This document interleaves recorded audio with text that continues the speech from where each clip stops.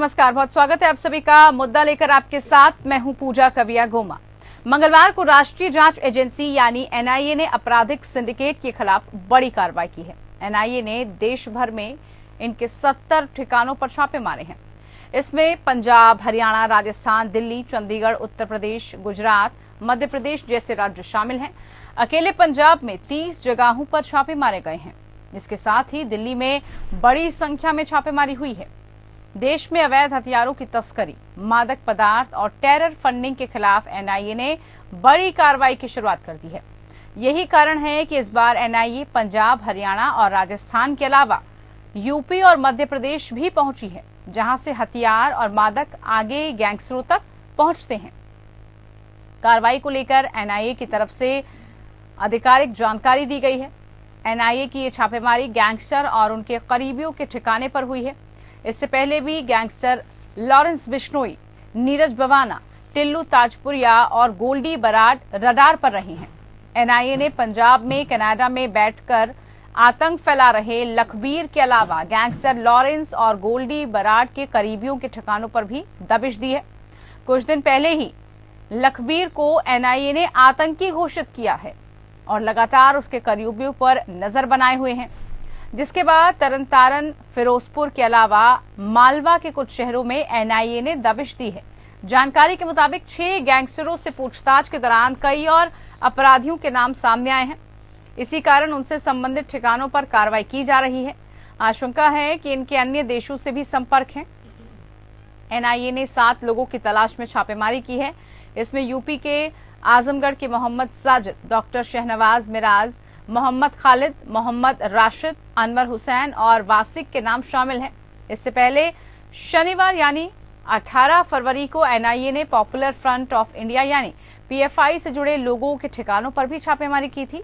वहीं एक दिन पहले ही एनआईए ने साल 2021 में मुद्रा पोर्ट पर मादक पदार्थ जब्ती मामले में 22 आरोपियों के खिलाफ दूसरा पूरक आरोप पत्र कोर्ट में दाखिल किया था। इसमें 7 अफगानिस्तान के लोग भी शामिल पाए गए थे। तो देखिए किस तरह से एनआईए रेड कर रहा है और उस रेड के पीछे के पेच आखिरकार क्या है और क्या वजह लगातार इस वक्त सामने आ रही है, इसको लेकर हम चर्चा करने वाले हैं। इसके अलावा चर्चा इस बात को लेकर भी कि इतनी सक्रियता, इतनी तमाम एजेंसियां होने के बावजूद भी कैसे ये तमाम जो पूरे नेक्सस हैं, तमाम संगठन हैं, गैंगस्टर जो इस वक्त चल रहे हैं संगठन, इनके ये कैसे देश में फल फूल रहे हैं और इसकी फंडिंग और इसका इंटरनेशनल जो कनेक्शन है आखिरकार वो कैसे है। अब एनआईए जो छापेमारी कर रही है उसके बाद तमाम खुलासे होने की उम्मीद जाहिर की जा रही है, क्योंकि देश भर में अलग अलग राज्यों में ये छापेमारी की जा रही है। दिल्ली में चाहे नरेला का इलाका हो या फिर मित्राओ गांव की बात की जाए, इसके अलावा तमाम ऐसे एरिया इस वक्त दिल्ली में जहां पर एनआईए की तरफ से छापेमारी की जा रही है, जबकि उसी से सटे हुई चाहे बात हरियाणा की हो, पंजाब की हो, राजस्थान की हो, ये वो राज्य हैं जहां पर बड़ी संख्या में इनके नेक्सस पाए जाते हैं। और अब कोशिश एनआईए की तरफ से यही है कि जो भी इनके गुर्गे हैं, यानी कि कोई भी बड़ा अपराधी अगर वो जेल में है, उसके जेल में रहने के बावजूद भी इस पूरे नेक्सस को कौन हैंडल कर रहा है, कैसे ये चल पा रहे हैं, इसके पीछे आखिरकार कौन है। साथ ही इंटरनेशनल फंडिंग, कनाडा से बार बार जिक्र किया जाता है पैसा आने का, तमाम बड़े देशों से कहा जाता है कि इनके जो अलग अलग ठिकाने हैं वहां से जुड़े हुए हैं। अब ऐसे में चाहे गैंगस्टर हो, टेरर फंडिंग हो, टेररिस्ट हो, इनकी सक्रियता आखिरकार क्यों बढ़ गई है और कैसे अब एनआईए इन पर शिकंजा कसेगी, इसी को लेकर हमारी खास चर्चा आज की रहेगी। आज जो है पंजाब के सारे डिस्ट्रिक्ट्स में, सारे कमिश्नरेट्स में कार्बन सर्च ऑपरेशन है, डीजीपी साहब के ऑर्डर्स पे चल रहा है, डायरेक्शंस पे। ये बेसिकली ड्रग्स को और क्रिमिनल एक्टिविटी को रोकने के लिए है और इनको पकड़ने के लिए है। बेसिकली अगर ड्रग्स भी रिकवर करना है और क्रिमिनल्स को भी अप्रहेंड करना, ये मेन पर्पस है आज का ऑपरेशन का।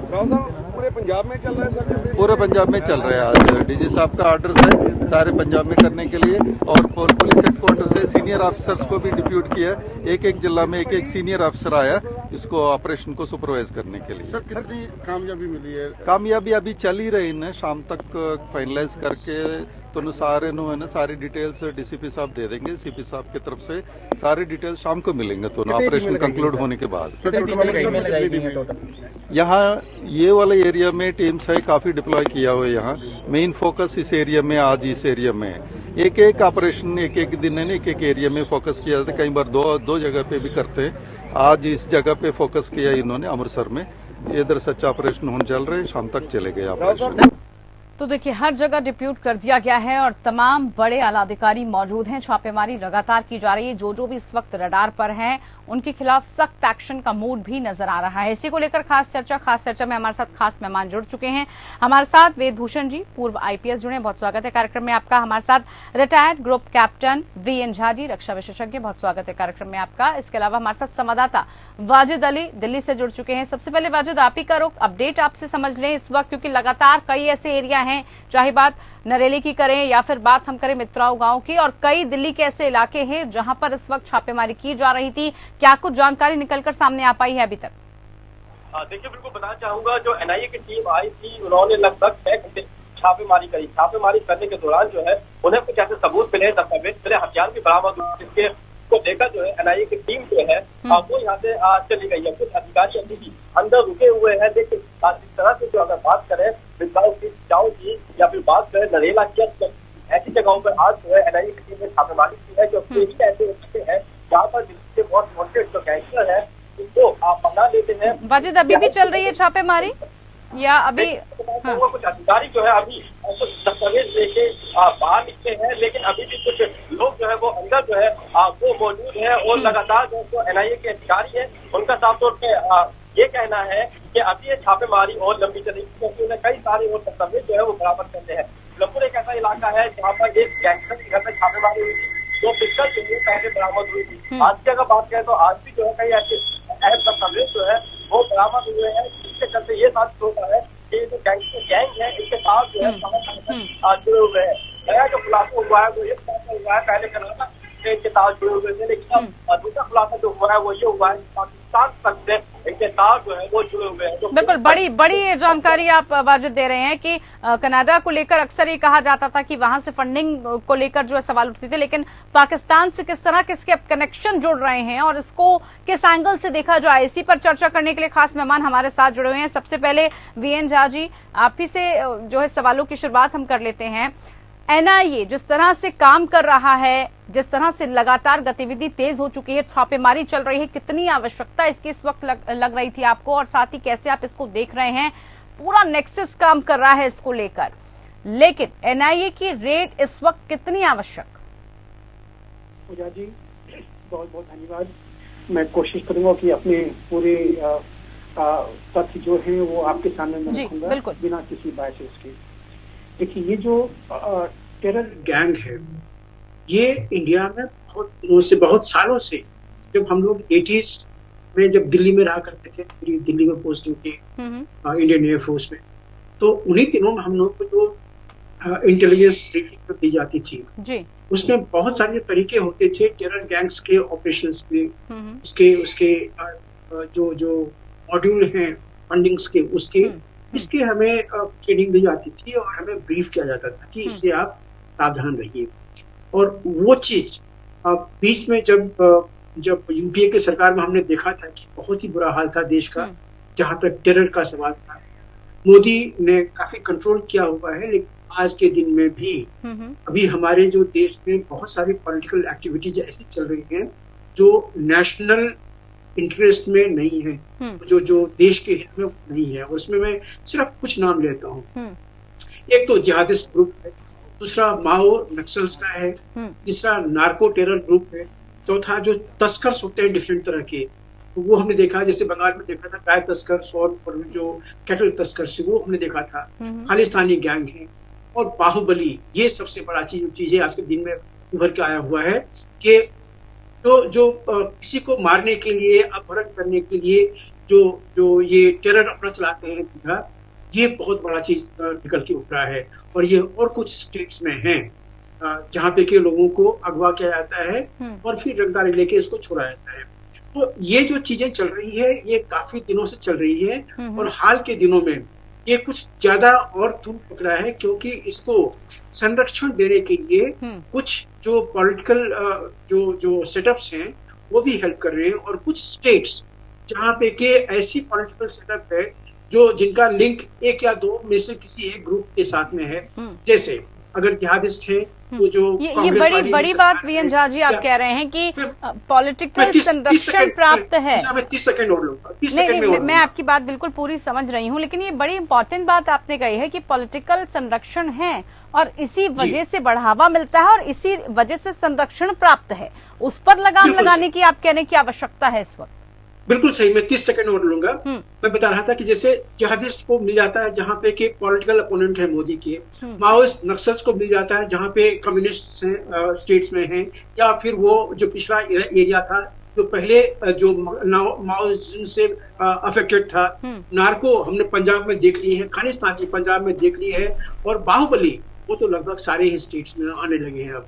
तो ये जो ग्रुप है इनको संरक्षण मिलता है पॉलिटिकल सेटअप से, मोस्टली पॉलिटिकल सेटअप से, लेकिन कहीं कहीं पे पुलिस का भी इनके साथ में थोड़ा सा मिला जुला नक्सस है। तो इस पे काबू पाना बहुत जरूरी है, और मैं ये बड़ी खुशी हुई है कि ये असल वेट शुरू हुआ है, ये जो की गतिविधि शुरू हुई है, लेकिन शुरू होना इसका बहुत लाजमी था। मैं इसकी बहुत प्रशंसा करता हूँ कि सरकार ने इसमें। चलिए वेदभूषण जी, देखिए एनआईए की तरफ से छापेमारी की जा रही है और अलग अलग जो है टारगेट सेट कर दिए गए हैं, और तमाम राज्य अगर हम बात कहें इस बार तो उत्तर प्रदेश मध्य प्रदेश तक में कोशिश की जा रही कि वहां से भी जो साक्ष्य हैं वो इकट्ठे किए जाए। लेकिन ये सक्रियता ऐसे बढ़ कैसे जाती है? तमाम एजेंसियां हैं हमारे यहाँ जो यही सब देखती हैं, काम करती हैं, उसके बावजूद भी ये एजेंसियां काम करती हैं, सिक्योरिटीज भी है, फिर भी ये तमाम नेक्सस काम कर रहे हैं, अपनी भूमिका निभा रहे हैं। जब कुछ हो जाता है उसके बाद जांच की जाती है, तो कितनी आवश्यक है इन सब चीजों को जमीनी स्तर पर खत्म करने की, किस तरह से की जाएगी, और कितना असर इस तरह की जब छापेमारी रेड पड़ती है, कितना प्रेशर, कितना मेंटली दबाव भी पड़ता है इस पर? देखिए पूजा, एनआईए की जो एस्टेब्लिशमेंट किया गया था, एक सेंट्रल गवर्नमेंट है, स्पेशलाइज्ड एजेंसी है। इनका काम है इंटर स्टेट और इंटरनेशनल लेवल पर जो टेरर फंडिंग हो रही है या कहीं से कोई ड्रग्स कार्टेल ऑपरेट कर रहा है, उन तमाम को चेक करना, उन पर निगाह रखना, उनके खिलाफ लीगल एक्शन करना, उनको अरेस्ट करना, सर्च करना, प्रोसिक्यूट करना और उनका ट्रायल कन्विक्शन की तरफ लेकर जाना। अब जो टेरर फंडिंग को लेकर या जो गैंगस्टर्स हैं, अभी आपने नाम लिया, जो तिहाड़ जेल पे बंद है, बिश्नोई है, उनके कनेक्शंस हैं, कनाडा से कनेक्शंस हैं, लखवी लंडा है और गोल्डी बरार है, उन तमाम से जो कनेक्शंस हैं। उसके अलावा जो यूपी, गुजरात और तमाम पंजाब और दिल्ली के अंदर जो रेड्स चल रही हैं वो उसी क्रम का एक हिस्सा है, क्योंकि ये रेड्स अचानक नहीं होती, इसके पीछे बहुत तैयारी करनी पड़ती है, एजेंसी को सर्च वारंट लेने पड़ते हैं, तमाम तरह के एविडेंसेस इकट्ठे करने पड़ते हैं, कोर्ट को कन्विंस करना पड़ता है कि इनके हाइडआउट पर हमको रेड करनी है, क्योंकि अल्टीमेटली उसको तमाम जो चीजें हैं उसके सामने रखी जाएंगी। इसलिए बड़ी एहतियात बरती जाती है, तमाम तरह की प्रिकॉशंस इस्तेमाल करने के बाद इस तरह की रेड कंडक्ट की जाती है। अब चूंकि इनके लिंक ISI से है, पाकिस्तान में दूसरे जो आउटफिट टेरर आउटफिट के साथ इनके लिंक होते हैं, वो तमाम जो जानकारियां हासिल करना, कॉल डिटेल्स लेना, CCTV फुटेज लेना और तमाम तरह के जो एविडेंसेस हैं वो कलेक्ट करने की जिम्मेदारी NIA की है। और ये जो रेड्स होती है ये एक सतर्क प्रक्रिया है। ये रेड्स हुई, अभी से और कुछ निकल कर आएगा, कुछ और रेड होगी, उसके बाद और कुछ निकल कर आएगा। जैसे अभी आपने दिल्ली का नरेला का नाम लिया, गांव का नाम लिया, वही जगह है जहाँ पर अभी निक्की यादव का मर्डर किया गया था, फ्रेंड ने मर्डर किया था। वो एक गांव है, क्रिमिनल्स का गांव कहा जाता है इसके हिसाब से, क्योंकि वहाँ पर फायरिंग होना, गैंगस्टर्स का पनपना एक आम बात है। परंतु जब उनके लिंक्स बड़े लेवल पर चाहे लॉरेंस बिश्नोई या इंटर स्टेट या इंटरनेशनल जब उनके लिंक्स एस्टेब्लिश हो जाते हैं, ये इन्वेस्टिगेटिंग एजेंसी की जिम्मेदारी है। वेदभूषण जी, ये बड़ा इंपॉर्टेंट है कि छोटी छोटी जगहों से, छोटे छोटे तबकों से निकलते हैं और उसके बाद नाम के लिए कहें, अपने विख्यात के लिए कहें, इतना बड़ा इनका नेक्सस, पूरा संगठन तैयार हो जाता है। और एक सवाल मैं आपको यहाँ पर ये भी पूछना चाहूंगी कि जेल में होने के बावजूद भी कैसे सक्रिय हैं ये सब चीजें, बड़े बड़े नाम जो कि जेल में हैं, उसके बाद भी कैसे पूरा काम चल रहा है, पूरा नेक्सस चल रहा है, इनके गुर्गे हर जगह फैले हुए हैं। इसको जो है निपटने की, इसको पकड़ने की आवश्यकता है। चाहे दिल्ली की सबसे सिक्योर मानी जाने वाली तिहाड़ जेल है या यूपी, पंजाब, हरियाणा, आपने देखा जेलों में किस तरह से मिसयूज होता है सिस्टम का, चाहे उसके पीछे पैसा है, चाहे पॉलिटिकल पावर। अभी दिल्ली के एक बहुत बड़े मंत्री, सरकार मंत्री आराम कर रहे हैं जेल के अंदर, उनको तमाम तरह की सुविधाएं जेल के अंदर, मसाज से लेकर खाना पीना उनको दिया जा रहा है। पंजाब में एक बहुत बड़े टेररिस्ट को अरेस्ट किया गया, दोस्त को जाकर के कई फ्लैट पर ले जाकर किसी लड़की से, वाइफ के परिवार से मिलवाया गया। यूपी के अंदर अभी आपने देखा पिछले दिनों बहुत बड़े मशहूर एक मुख्तार अंसारी है, उनके बेटा, उनकी पत्नी उनके साथ जेल में कॉमन ऐसे मिलने चली जाती है, जैसे आम आदमी से मिलने जा रही है। तो ये जो पॉलिटिकल लिंक है, जो सिस्टम की कमी है, इस सिस्टम को दूर करा जा रहा है। धीरे टाइम लगेगा क्योंकि एक बहुत बड़ा कंट्री है, जिले पहुंच जाते हैं। इन्वेस्टिगेटिंग एजेंसी जो हमारी एनआईए है, उसकी स्ट्रेंथ उतनी नहीं है कि पूरी स्ट्रेंथ के साथ पूरे हिंदुस्तान में अक्रॉस इंडिया वो पैन इंडिया काम कर सके। तो तमाम जो मुश्किलों के बावजूद भी इस तरह की एजेंसियां काम कर रही है और कामयाबी की तरफ बढ़ रही है। ये कहीं ना कहीं इसके लिए चैलेंज, हम सबके लिए चैलेंज है, सिस्टम के लिए चैलेंज है। इस चैलेंज को कम से कम एड्रेस किया जा रहा है, डिबेट्स कंडक्ट की जा रही है, एक मैसेज जा रहा है सोसाइटी के अंदर और दूसरे कंट्रीज के अंदर, इंडिया के अंदर। इस तरह से आप ऑपरेट करेंगे तो वहाँ पर एजेंसी सख्त हो चुकी है और अब ऑपरेट करना इतना आसान नहीं है पहले हुआ करता था, क्योंकि पहले या डील करती थी या सीबीआई करती थी, तो वो उसमें इतना एक्शन नहीं था। बात सिस्टम सब चेंज हो रहे धीरे धीरे। जो हिंदुस्तान है वहाँ इन्वेस्टिगेटिंग एजेंसी तौर तरीके, साइंटिफिक इन्वेस्टिगेशन की मदद दी जा रही है।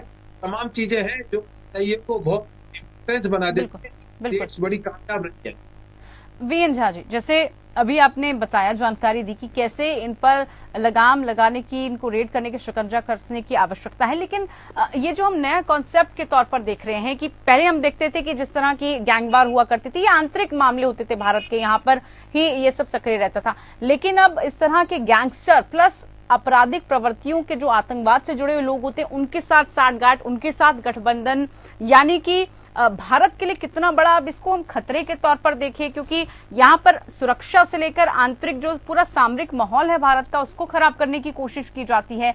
और इस तरह के जो भी केसेस सामने आते हैं, उसमें एक और बात ये निकलकर सामने आई है कि कैसे ये अपराधी देश विरोधी गतिविधियों में संलिप्तता पाई जाती है इनकी।